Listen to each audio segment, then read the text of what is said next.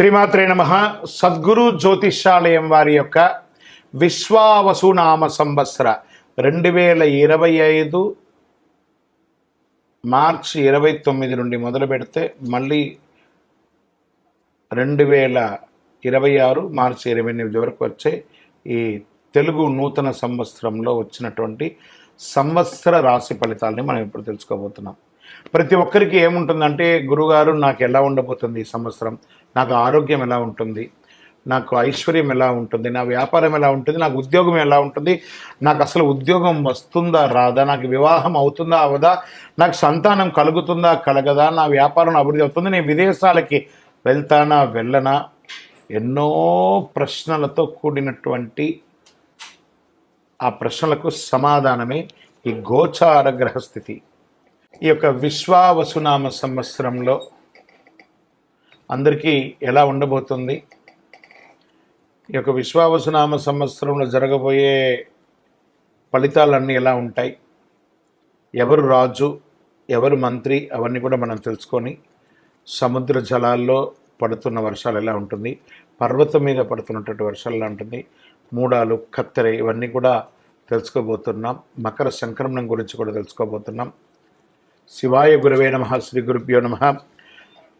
సదాశివసమారంభాం శంకరాచార్య మధ్యమాం అస్మదాచార్య పర్యంతం వందే గురు పరంపరాం. ఈ యొక్క పంచాంగ శ్రవణం వల్ల వచ్చే ఫలితాన్ని కూడా మనం చెప్తున్నాం. శ్రీ కళ్యాణ గుణావహం రిపుహరం దుస్వప్న దోషాపహం గంగా స్నాన విశేష పుణ్యబలదం గోదానతుల్యం నృణాం ఆయుర్వృద్ధిత్తమం శుభకరం సంతాన సముత్ప్రదం నానా కర్మ సుసాధనం సముచితం పంచాంగమాకర్ణేత. దీని యొక్క అద్భుతమైనటువంటి ఏ విధమైనటువంటి దోషం ఉన్నా అందరూ కూడా ఆయురారోగ్య ఐశ్వర్యాలతో ఉండాలని ఈ యొక్క పంచాంగ శ్రవణాన్ని మనం చేయబోతున్నాం. ఈ సంవత్సరం రాజుగా రవి ఉంటున్నారు. సేనార్ఘ్య మేఘాధిపత్యులుగా కూడా రవికి లభించింది. మంత్రి చంద్రుడిగా ఉంటున్నాడు.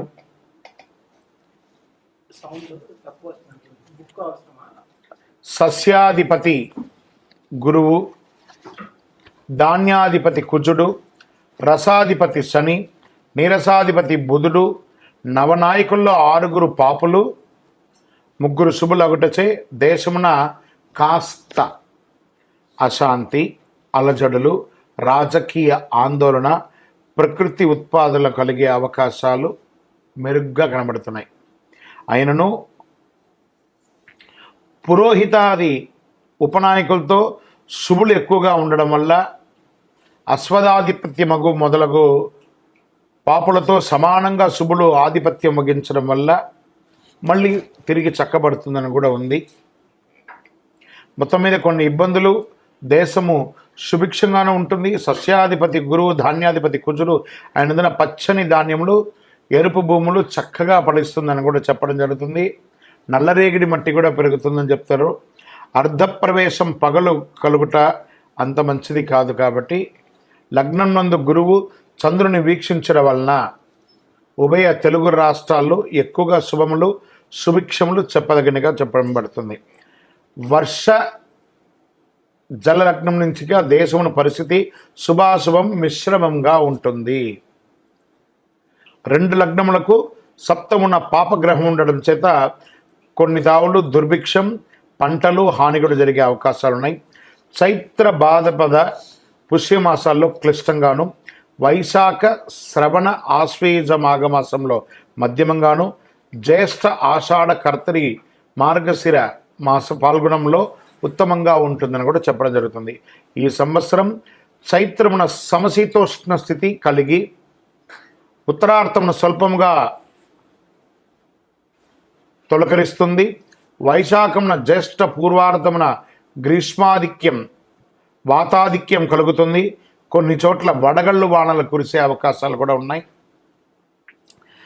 జ్యేష్ఠ ఉత్తరార్థమున తొలకరించి ఆషాఢమున బీజపాపముగా కలిగించు వర్షమును, శ్రావణ భాద్రపద పూర్వార్థమున సస్యానుకూలంగా వర్షాలు కురుస్తాయి అని ఆశ్వీజ మార్గశిర మాసంలో వాయు సహితంగా అంటే గాలితో కూడినటువంటి వర్షంగా ఉంటుందని కూడా చెప్పడం జరుగుతుంది. ఈ సంవత్సరము పశునాయకత్వం సంపూర్ణంగా యమునికి లభించడం వల్ల వర్షం పాడి పంటలు కాస్త మిశ్రమంగా కనబడుతుంది. అయితే ప్రత్యబ్ద యోగం పంచకంలో అధికంగా ఉండడం వల్ల ఇబ్బంది ఏం లేదు అని చెప్పడం జరుగుతుంది. అడకం ఎక్కువగా కాలబ్రహ్మ హస్తగమనం ఉండుట, దుర్భిక్షం మరియు వర్షాభావంలో కొన్ని ప్రదేశాల్లో అధిక వర్షాలు కాస్త ప్రకృతి విలయతాండం కూడా జరిగే అవకాశాలు ఉన్నాయని కూడా చెప్పడం జరుగుతుంది. అధికముగా బాగుండ చాలా వరకు సుభిక్షంగానే ఉంటుందని కూడా చెప్పడం జరుగుతుంది. శుభాశుభ ఫలితాలు ఈ యొక్క విశ్వావసునామ సంవత్సరంలో మిశ్రమం అని చెప్పడం జరుగుతుంది. జ్యేష్ఠ శుక్ల త్రయోదశి ప్రభూతి ఆషాఢ పూర్ణిమ పర్యంతం ప్రాగస్థమిత గౌరుమాఢ్యం అని కూడా చెప్పడం జరుగుతుంది. మార్గశిర శుక్ల సప్తమి ప్రభూతినామ బహుళ చతుర్దశి పర్యంతం ప్రాగస్థమిత శుక్రమౌఢ్యమి వైశాఖ శుక్ల సప్తమి ప్రభృతి జ్యేష్ఠ శుక్ల ప్రతిపత్ పర్యంతం వాస్తుకర్తరి వైశాఖ బహుళ పంచమి నుండి సరస్వతీ నది పుష్కరం భాద్రపద శుక్ల పూర్ణిమకు రాహుగ్రస్త సంపూర్ణ చంద్రగ్రహణం పాల్గొన శుక్ల పూర్ణిమకు గ్రస్థోదయ చంద్రగ్రహణం కలుగుతుందని పంచాంగంలో చెప్పబడుతుంది. ఈ సంవత్సరంలో పంచవత్సరాత్మలకు ద్వాదశ యుగంలో విశ్వే దేవతాగమగు ఈ 8వ యుగంలో చతుర్థము అనువత్సర సంజగ్నము ప్రజాపతి దేవతాగమగుణం శ్రీ విశ్వావసునామ సంవత్సరంలో ధాన్యాదానం చేసిన మహాపుణ్యమని ధాన్యమంతా కూడా దానం చేయడం వల్ల శాస్త్రములందు కూడా చెప్పడం జరుగుతుంది. ఈ సంవత్సరం 8 వీసముల పంట 2 తూముల వర్షము 3 తూముల వాయు కలిగి ప్రజలు సర్వ సౌభాగ్యములు కలుగుతున్నారని జగద్గురువుల యొక్క హితబోధ అండి. స్వస్తి విశ్వావసునామ సంవత్సరం సుస్థితిగత సౌరబ్ధంగా 1-9-5-5-8-8-5-1-2-6 గాను కళ్యాది గతాబ్దిగా 5-1-2-6 సంవత్సరంగాను శంకరాచార్యుల సంవత్సరంగా 1236 నుంచి 1237 సంవత్సరం అని చెప్పవచ్చు. విక్రమాదిత్య సంవత్సరం 2082 శాలివాహన శక గతాబ్ది 1947 ఆంగ్ల శకాబ్ద 2025-27 భారతదేశ స్వాతంత్ర్యాబ్ది 78 సృష్ట్యాది అహర్గణ 7-1-4-4-1-6-8-9-2-6 సంవత్సరంగాను కలి అహర్గణ 1-8-7-2-2-9 గాను విశ్వావసునామ సంవత్సరం పొడవు 354 రోజులుగా నిర్ణయించడం అయింది. ఇది నిర్ణయించడం కదా, అలా వస్తుంది.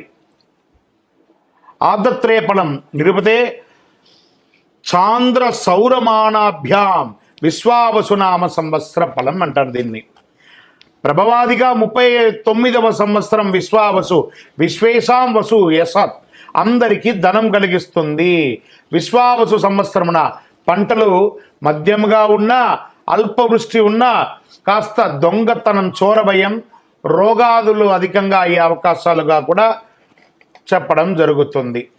ఈ యొక్క షష్ఠగ్రహ కూటమి కూడా ఉగాది రోజే అవుతుంది కాబట్టి కాస్త జాగ్రత్తగా ఆరోగ్యం పట్ల జాగ్రత్త వహించాలని కూడా చెప్పడం జరుగుతుంది. గురువు ఉదయాబ్ది ఫలం కనుక గురువు అస్తమించిన తర్వాత తిరిగి ఉదయించేటప్పుడు ఏ నక్షత్రంలో ఉదయిస్తున్నాడో ఆ నక్షత్రాన్ని అనుసరించి ఆబ్ధం ఉంటుందన్నమాట. జూలై 9, 2025 గురు ఆరుద్ర నక్షత్రం 2వ పాదంలో ఉదయిస్తున్నారు. కావున మార్గశీర్షాబ్దం అని కూడా చెప్తున్నారు.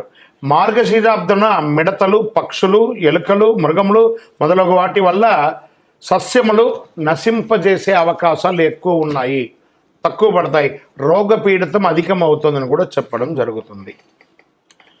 విశ్వావసునామ సంవత్సరంలో రాజాది నవనాయకుల్ని విడివిడిగా మనం ఇప్పుడు తెలుసుకుంటాం. చైత్రశుద్ధ పాడ్యమి వారాధిపతి రాజు రవి.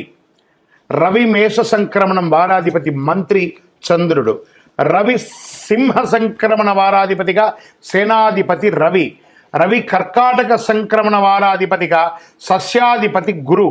రవి ధనుష్ సంక్రమణ వారాధిపతిగా ధాన్యాధిపతిగా కుజుడు. రవి మిథున సంక్రమణ వారాధిపతిగా అర్ఘాధిపతిగా రవి. రవి ఆరుద్ర నక్షత్ర ప్రవేశ వారాధిపతిగా మేఘాధిపతి రవి. రవి తులా సంక్రమణ వారాధిపతిగా రసాధిపతిగా ఉన్నటువంటి వారు శని. రవి మకర సంక్రమణ వారాధిపతిగా నీరసాధిపతిగా బుధుడు ఉన్నాడు. రవి రాజుగా ఉండడం వల్ల పరస్పర వైరములు కలుగుతాయి. మేఘాలు సమవృష్టి కలిగి ఉంటాయి. ప్రజలకు రాజుల వల్ల, శస్త్రముల వల్ల, చోరాగ్ని వల్ల చిన్న చిన్న ఇబ్బందులు వచ్చే అవకాశాలు ఉంటాయి. జాగ్రత్త పడండి అని పంచాంగం చెప్తుంది. ఇదంతా కూడాను వ్యక్తిగా సృష్టించింది కాదండి. సరే, రాజు గురించి చెప్పాము, మంత్రి గురించి ఇప్పుడు తెలుసుకున్నాం. చంద్రుడు మంత్రిగా ఉన్నప్పుడు సృష్టి ఉంటుంది, సమస్త సస్యములు ఫలవంతంగా ఉంటుంది, క్షేమము ఆరోగ్యం సుభిక్షంగా ఉంటుందని కూడా చెప్పడం జరుగుతుంది. సూర్యస్థ సేనాధిపతిగా ఎలా ఉంటుంది? రాజు రవియే, సేనాధిపతి కూడా రవియే ఉండడం వల్ల సేనాధిపతి అయినప్పుడు రాజులకు పరస్పర యుద్ధం కలిగే అవకాశాలు ఉన్నాయి. మబ్బులు, వాయు పీడించే కొద్దిపాటి వర్షములు కురిసే అవకాశాలు, రక్తధాన్యములు సమృద్ధిగా పండుతాయని కూడా చెప్పడం జరుగుతున్నది. గురు సస్యాధిపతిగా ఉన్నప్పుడు వారి ఫలితం ఎలా ఉంటుంది? బృహస్పతి సస్యములకు అధిపతి అయినప్పుడు యవలు, గోధుమలు, శనగలు పూర్ణముగా పండుతాయి. పసుపు రంగు నేల చక్కగా పండుతుందని కూడా చెప్పడం జరుగుతుంది. కుజస్య దానాధిపతి ఎలా ఉంటుందని చెప్పి, కుజుడు ధాన్యాధిపతి అయినప్పుడు ముళ్ళగుల ధాన్యములు, స్వల్పధాన్యములు, సిరుధాన్యములు, ఎర్రని నేల సంపూర్ణంగా పండుతుంది అని కూడా చెప్పడం జరుగుతుంది. ఇక్కడ రవియే అర్ఘ్యాధిపతిగా ఉన్నారు. వారి ఫలితం ఎలా ఉంటుందంటే, రవి అర్ఘ్యాధిపతి అయిన వెలలు, రేట్స్ అంతా కూడా తగ్గే అవకాశాలు ఉన్నాయి. వర్షములు తక్కువ కురుస్తాయి. ప్రజలు ఆకలి బాధ మరియు రాజులకు మంచి శ్రేయస్సు కలిగే అవకాశాలు కూడా చాలా బాగుందని కూడా చెప్పడం. సూర్యస్య మేఘాధిపతి, సూర్యుడే మేఘాధిపతిగా కూడా ఉంటున్నాడు. సూర్యుడు మేఘాధిపతి అయినప్పుడు వల్ల పంట స్వల్పంగా పండుతాయి, భయం అధికంగా ఉంటుంది, వర్షం తక్కువగా ఉంటుంది, ఖండవృష్టి కలిగి ఎర్రని ధాన్యం బాగా పండుతాయని కూడా చెప్పడం జరుగుతున్నాయి. శనీశ్వరుడు రసాధిపతిగా ఉంటున్నాడు. శని రసాధిపతి అయినప్పుడు నెయ్యి, నూనె, బెల్లము, తేనె మొదలుగా రసజాతులకు వెల లేకుండా ఉంటుంది. అంటే చాలా తగ్గే అవకాశాలు చాలా ఉన్నాయని చెప్తున్నాడు. బుధస్య నీరసాధిపతి, బుధుడు నీరసాధిపతిగా ఉండడం వల్ల ఈ ఉక్కు, ఖనిజములు, వివిధ ధాన్యములు సమృద్ధిగా ఉంటాయని కూడా చెప్పడం జరుగుతుంది. సో రాజాది నవనాయకుల్లో ఎవరెవరు ఎంతంత ప్లేస్ తీసుకుంటున్నారంటే, రవి 4 ప్లేస్ని తీసుకుంటున్నారు. అంటే పోర్ట్ఫోలియో అంటారు చూసారా, ఈ పోర్ట్ఫోలియోస్ని వారు విభజించుకున్నారు. రవి 4 పోర్ట్ఫోలియో, చంద్రుడు 1, కుజుడు 1, బుధుడు 1, గురువు 1, శుక్రుడికి ఈసారి ఏం లేదు, శని భగవానికి 1. నవనాయకుల్లో 3 నాయకత్వాలు శుభగ్రహాలు, 6 నాయకత్వాలు పాపగ్రహాలుగా వచ్చాయి. నవనాయకుల్లో పాపగ్రహ నాయకత్వం ఎక్కువగా ఉంది కనుక విష్ణు సహస్రనామము లేదా చండీ సప్తసతి పారాయణము ఇలాంటివి చేయడం వల్ల చాలా అద్భుతం జరుగుతుంది అని కూడా చెప్తున్నారు. ఇప్పుడు ఇందులో ఉపనాయకులు ఎవరు? ఇప్పుడు దీంట్లో ఎలా ఉంటారంటే, ఒక చక్రవర్తి ఉంటారు, వారికి సామంతరాజు ఉంటారు కదా, అలా ఉపనాయకులుగా ఉన్నవారు ఎలా అంటే, మేషశంకరం వారాధిపతి, సర్వదేశోధ్యాధిపతిగా అశ్వాధిపతిగా చంద్రుడు, వృషభ సంక్రమణ వారాధిపతిగా పురోహితుడుగా గజపతి, అడవిపతి గురువుగా ఉంటున్నాడు. మిథున సంక్రమణ వారాధిపతిగా పశువులకు అధిపతి అయినటువంటి రవి ఉంటున్నాడు. కర్కటక సంక్రమణ వారాధిపతిగా దేవాధిపతి గురువు ఉంటున్నారు. సింహ సంక్రమణ వారాధిపతిగా పురుషాధిపతి రవి ఉంటున్నారు. కన్య సంక్రమణ వారాధిపతిగా పరీక్షకుడు గ్రామాధిపతిగా బుధుడు ఉంటున్నాడు. తులా సంక్రమణ వారాధిపతిగా వస్త్రాధిపతి, వస్త్రానికి శని భగవానుడు కూర్చున్నాడు. వృశ్చిక సంక్రమణ వారాధిపతిగా గ్రామపాలకుడు రత్నాధిపతిగా చంద్రుడు ఉంటున్నాడు. ధనుష్ సంక్రమణ వారాధిపతి వృక్షాధిపతిగా కుజుడు ఉంటున్నారు. మకర సంక్రమణ వారాధిపతిగా జంగమాధిపతి బుధుడుగా ఉంటున్నాడు. కుంభ సంక్రమణ వారాధిపతిగా గణకుడు, సర్పాధిపతిగా శుక్రుడుగా ఉంటున్నాడు. మీన సంక్రమణ వారాధిపతి దైవజ్ఞుడు, మృగాధిపతి రవిగా ఉంటున్నారు. చైత్రశుద్ధ పాడ్యమి వారాధిపతిగా రాష్ట్రాధిపతి శుభాధిపతి రవిగా ఉంటున్నారు. రవి ఆరుద్ర నక్షత్ర ప్రవేశం వారాధిపతి స్త్రీలకు అధిపతి అయినటువంటి వారు రవి ఉంటున్నారట.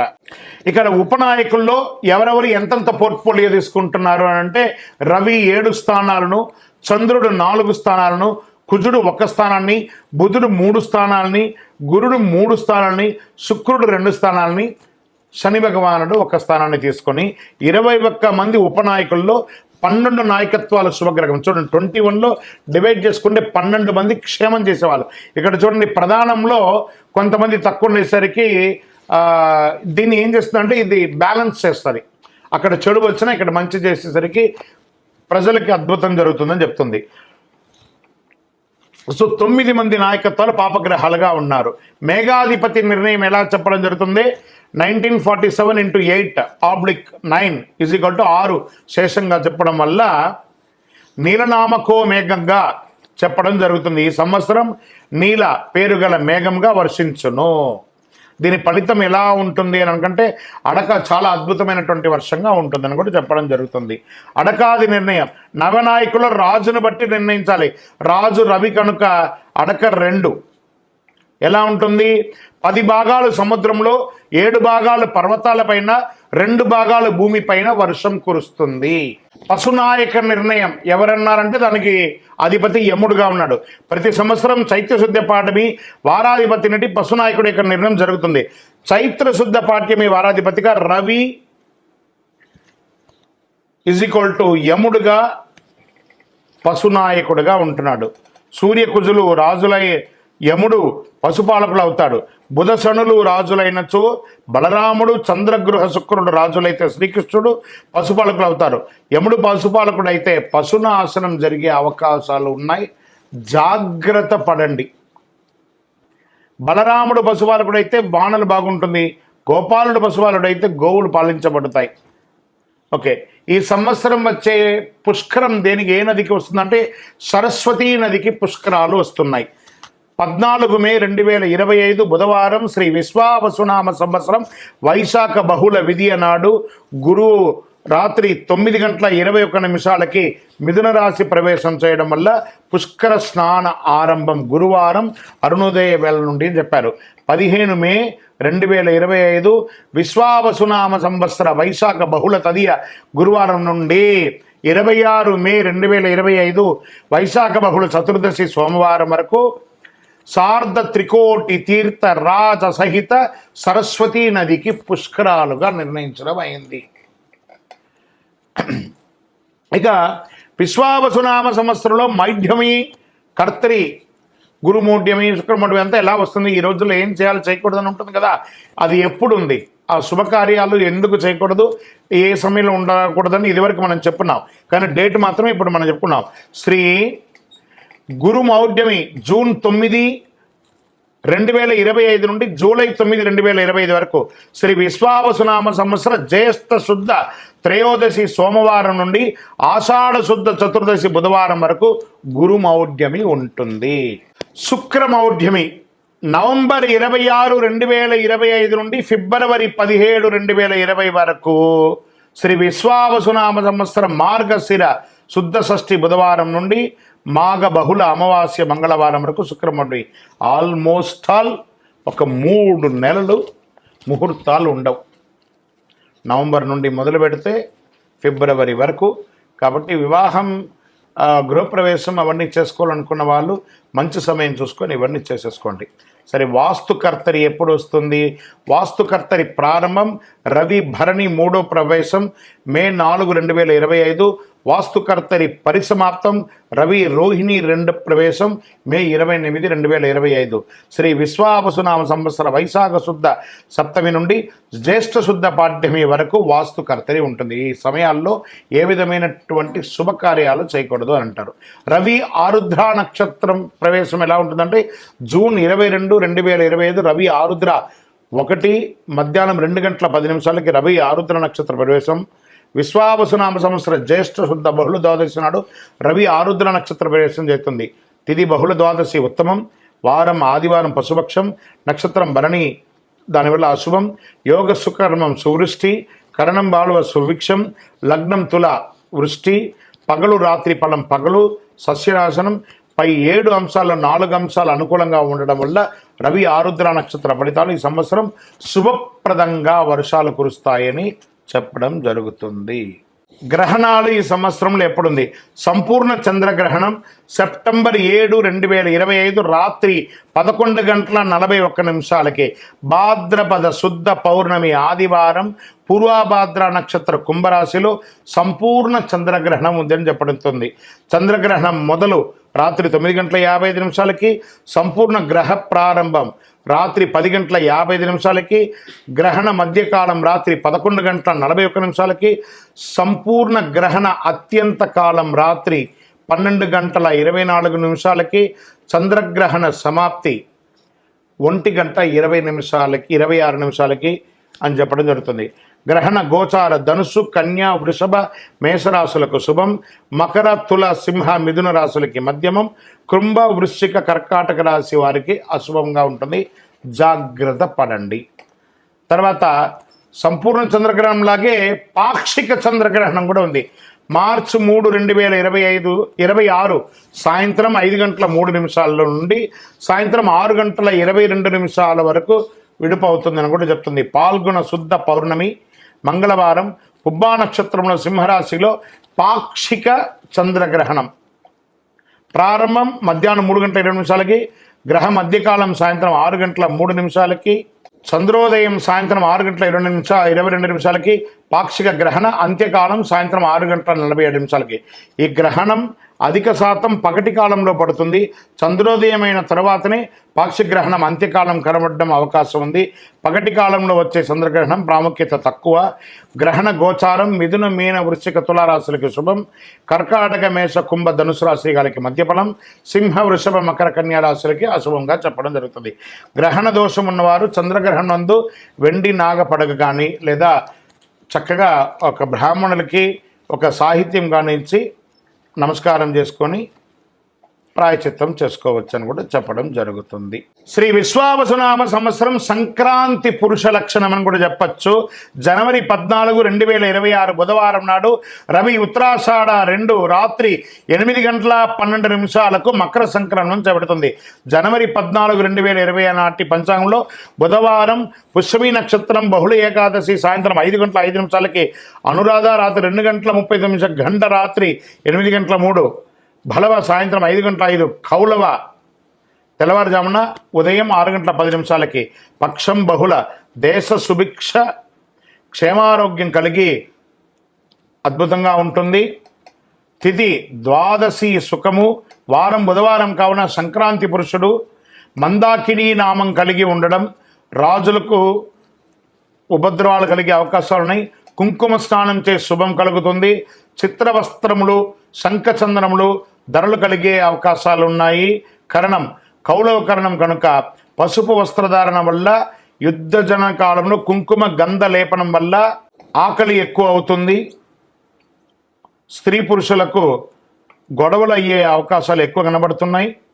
వెండి ధరించడం వల్ల వెల పెరుగుతుంది. రాగి పాత్ర భోజనం వల్ల లోహనాశనం, భక్ష్యం భుజించడం వల్ల ప్రజాపీడ, మామిడి పండు భుజించడం వల్ల నటులకు ఇబ్బంది, కత్తి ఆయుధం ధరించడం వల్ల ప్రజలకు క్షుద్బాధ, వ్యాధి, అగ్నిభయం కలుగుతుంది. మకర సంక్రమణం వల్ల పీతచత్రం వల్ల శుభము, వరాహ వాహనం ఎక్కడం వల్ల రాజపీడ, ప్రజాముఖంతో ఉండడం వల్ల వర్షబలంలో అధికంగా నిల్చుని ఉండడం వల్ల సృష్టి, ఉత్తరగమనం వల్ల ఉత్తర దేశము సుభిక్షంగా ఉంటుంది అని కూడా చెప్పడం జరుగుతుంది. లగ్నం సింహ పురుష చింతం రాత్రి బలం శూద్రులకు ఇబ్బంది. సంక్రాంతి పుణ్యకాలం జనవరి 14, 2026 బుధవారం నాడు రవి ఉత్తరాషాఢ రాత్రి 8:10 మకర సంక్రమణం చేయబడుతుంది. ఇప్పుడు మనం ఈ యొక్క శ్రీ విశ్వావసునామ సంవత్సరంలో కందాయ ఫలములు సంవత్సర ఫలాన్ని కూడా మనం చెప్పుకుంటున్నాం. అశ్విని నక్షత్రం కందాయ ఫలంగా 304, భరణీ నక్షత్రం 611, కృత్తికా నక్షత్రం 1, 2, 3, రోహిణీ నక్షత్రం 4, 0, 0, మృగశిర నక్షత్రం 7, 1, 2, ఆరుద్ర నక్షత్రం 2, 2, 4, పునర్వసు నక్షత్రం 5, 0, 1, పుష్యమి నక్షత్రం 0, 1, 3, ఆశ్లేష నక్షత్రం 3, 2, 0, మకా నక్షత్రం 6, 0, 2, పుబ్బా నక్షత్రం 1, 1, 4, ఉత్తరా నక్షత్రం 4, 2, 1, హస్త నక్షత్రం 7, 0, 3, చిత్తా నక్షత్రం 2, 1, 0, స్వాతి నక్షత్రం 5, 2, 2, విశాఖ నక్షత్రం 0, 0, 4, అనురాధ నక్షత్రం 3, 1, 1, జ్యేష్ఠ నక్షత్రం 6, 2, 3, మూలా నక్షత్రం 1, 0, 0, పూర్వాషాఢ నక్షత్రం 4, 1, 2, ఉత్తరాషాఢ నక్షత్రం 7, 2, 4, శ్రవణ నక్షత్రం 2, 0, 1, ధనిష్ఠ నక్షత్రం 5, 1, 3, శతభిష నక్షత్రం 0, 2, 0, పూర్వభాద్ర నక్షత్రం 3, 0, 2, ఉత్తరాభాద్ర నక్షత్రం 6, 1, 4, రేవతి నక్షత్రం 1, 2, 1.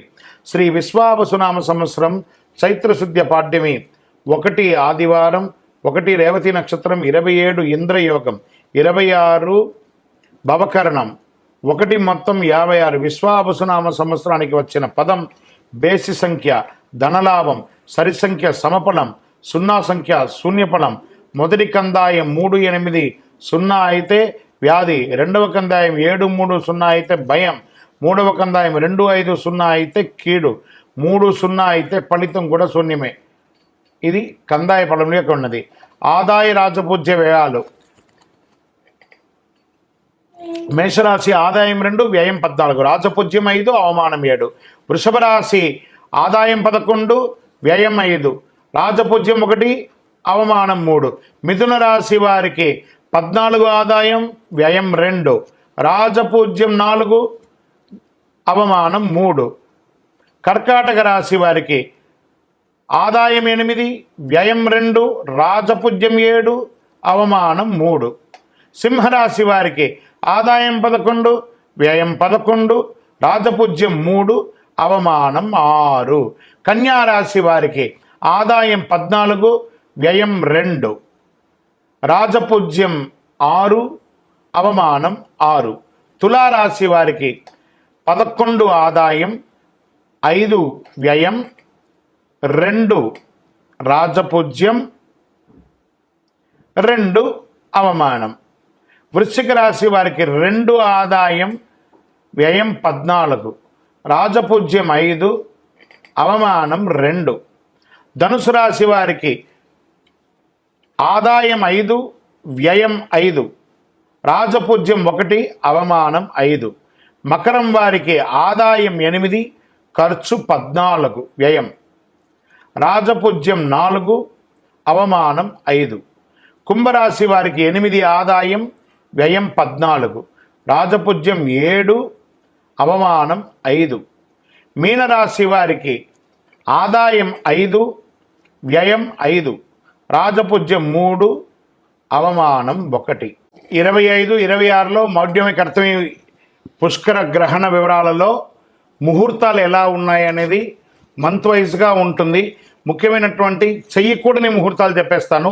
చేసే ముహూర్తాలు మీ యొక్క పరిసర ప్రాంతాల్లో ఉన్నటువంటి గురువుల్ని సంప్రదించి మీ ఇంటి బ్రాహ్మణుల్ని వారికి నమస్కరిస్తూ వారి దగ్గర మీరు చేసే శుభకార్యం గురించి చెప్పి ముహూర్తాలు తీసుకోండి.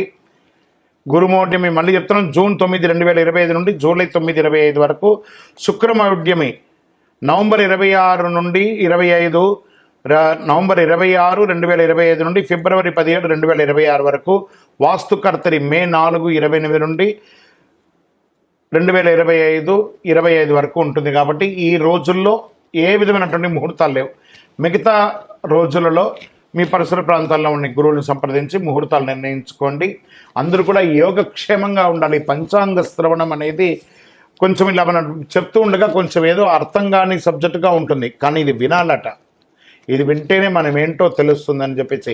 ఇప్పుడు జనరల్గా మనం ఒక టెస్ట్కి మన శరీరంలో పోతే నఖశిక పర్యంతం ఎలా టెస్ట్ తీస్తే చాలా రిపోర్ట్స్ ఇస్తారు, మనకి అర్థం కాదు, కానీ డాక్టర్ చూసి ఇది అని చెప్పేస్తారు. అలా అది అర్థం కాకపోయినా పంచాంగ శ్రవణాన్ని కనీసం సంవత్సరంలో ఒకరోజైనా వినాలి. పంచాంగ శ్రవణం విన్న ప్రతి ఒక్కరు కూడాను ఆయురారోగ్య ఐశ్వర్య భోగభాగ్యాలతో ఉండాలని అఖిలాండ కోటి బ్రహ్మాండ నాయకుడు శ్రీ ధర్మశాస్త్ర అయ్యప్ప స్వామి వారిని మీకోసం ప్రార్థన చేస్తూనే ఉంటాను. అందరూ క్షేమంగా ఉండండి, కరుంగాళి మాల ధరించండి, ఆరోగ్యంగా ఉండండి, ఐశ్వర్యంగా ఉండండి, సంపన్నంగా ఉండండి. విజయోస్తు. ఇందులో మళ్ళీ చెప్తున్నాను, గోచార గ్రహస్థితి మీ యొక్క వ్యక్తిగత జాతకానికి ఒక 30 నుంచి 40% మాత్రమే వర్తిస్తుంది. మీరు పుట్టినటువంటి ఆ లగ్నం, మీ యొక్క టైం ప్రకారం ఒక లగ్నం ఉంటుంది, మీ నక్షత్రం ఉంటుంది, మీ పాదం ఉంటుంది. దాని ప్రకారంగానే సంపూర్ణ జాతకాన్ని తెలుసుకోవడం కుదురుతుంది. నేను చెప్పే ఈ గోచార ఫలితాన్ని కొంతవరకు తీసుకోండి. తర్వాత మీ యొక్క వ్యక్తిగత జాతకాన్ని మీ పరిసర ప్రాంతాల్లో ఉన్నటువంటి గురువుల్ని సంప్రదించండి. గురుగారు, నాకు ఈ సంవత్సరం ఎలా ఉంది, నాకు జాతకం చెప్పండి. వారి దగ్గర అవసరమైతేనే తెలుసుకోండి. మళ్ళీ చెప్తున్నాను, ప్రతి ఛానల్, ప్రతి దాంట్లోనూ, ప్రతి ఎపిసోడ్లోనూ నేను చెప్తూ ఉంటాను, జాతకం పడుతున్న వర్షానికి ఒక గొడుగు మాత్రమే, కానీ జాతకం జీవితం కాదు. మీరు మిమ్మల్ని నమ్మండి, మీ ఇష్టదైవాన్ని నమ్మండి, మీ కులదైవాన్ని నమ్మండి, మీ జీవితం బాగా ఉంటుంది. మరి లేదు గురుగారు, మేము మీ దగ్గర తెలుసుకోవాలనుకుంటున్నామని చాలామందికి ఉంటుంది కదా. మా దగ్గర తెలుసుకోవాలనుకుంటే కింద కనబడుతున్న మా నంబర్కి మీ పేరు, date of birth, time of birth, place of birth WhatsApp చేయండి, కాల్ చేయకండి. అది చూసిన తర్వాత మా అడ్మిన్స్ మీకు రిప్లై ఇస్తారు. విజయోస్తు.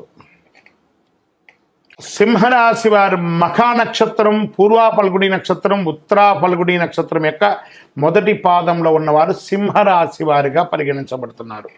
మీకు ఈ యొక్క విశ్వావసునామ సంవత్సరం శుభాశుభ ఫలితాలు ఎలా ఉన్నాయంటే, ఈ సంవత్సరం అంతా శని 7వ స్థానం, 8వ రాశులు యందు సంచరించడంచే అనుకూలుడు కాదు. సింహరాశి వారికి ఇది కొంచెం రెడ్ బెల్ అని కూడా చెప్పచ్చు. జాగ్రత్తగా ఉండవలసినటువంటి సంవత్సరం. ఆరోగ్యపరంగా జాగ్రత్త తీసుకోవాలి. ఏదైనా శస్త్రచికిత్స అయ్యే అవకాశాలు మెండుగా ఉన్నాయి. లేదా ఒక్కసారి మీరు డాక్టర్ దగ్గరికి వెళ్ళి ఓవరాల్ మాస్టర్ చెకప్ ఒక్కసారి చేసుకోండి. ఫస్ట్ ఆరోగ్యం గురించి మాట్లాడుతున్నాను, జాగ్రత్తగా ఉండాలి. నెక్స్ట్ వ్యాపారస్తుల దగ్గరికి వస్తున్నా. ఈ వ్యాపారస్తులు కొత్త నిర్ణయాలు, ఏ నిర్ణయాలు తీసుకోకండి. ఉన్నదే జాగ్రత్తగా కాపాడుకోండి. మీరు చేసే ప్రతి ప్రయత్నంలోనూ ఇబ్బంది కలిగే అవకాశాలు చాలా ఉన్నాయి. ఉద్యోగస్తులు మీరు ఎక్స్పెక్ట్ చేస్తున్నటువంటి ప్రమోషన్స్ రాకపోగా అపనిందలు అయ్యే అవకాశాలు బాగా కనబడుతున్నాయి. ఇది స్త్రీ పురుషులు ఇరువురికి కూడా వర్తిస్తుంది. విద్యార్థులు చాలా కష్టపడాలి. రాజకీయ నాయకులకైతే ప్రజాక్షేత్రంలో చాలా అవమానాలు పొందే అవకాశాలు ఉన్నాయి. మీరు ఎప్పటి నుంచో ఎక్స్పెక్ట్ చేస్తున్నటువంటి నామినేట్ పదవులు కానీ ఇవన్నీ వచ్చే అవకాశాలు, కాస్త చేజారిపోయే అవకాశాలు ఉన్నాయి. కోర్టు వ్యవహారంలో నెగిటివ్గా వచ్చే అవకాశాలు ఉన్నాయి. భార్యాభర్తల మధ్య సఖ్యత లోపం అవుతుంది. ఇవన్నీ కూడా చూసుకోండి.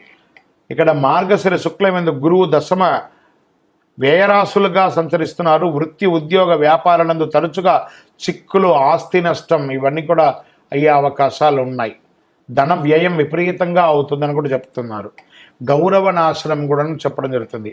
చేసిన ప్రయత్నాలన్నీ కూడా కీర్తి, వృద్ధి, బలము, తేజస్సు, విరోధి నాశనం కూడా సంవత్సర ద్వితీయంలో కాస్త ఉపశమన కలిగిస్తుందని చెప్పచ్చు. రాహు 7వ 8వ రాశులతో, కేతు ద్వితీయ జన్మరాశులతో సంచరించే అకారణ కలహం, అపనిందలు ఇవన్నీ కూడా జరిగే అవకాశాలు ఉన్నాయి. వృధా వ్యయములు, వృధా వైరములు, తరచుగా ఇబ్బందులు, మాట అదుపు తక్కుతూ ఉండడము, ఆరోగ్యం చక్కగా ఉండకపోవడం, కలత్రంలో భార్యాభర్తల మధ్య కలత్రంలో కూడా విభేదాలు ఏర్పడే అవకాశాలు బాగా ఉన్నాయి. జన్మ ద్వితీయ రాశిలందు సంచరించితే చాలా జాగ్రత్తగా ఉండాలి కుజుడు.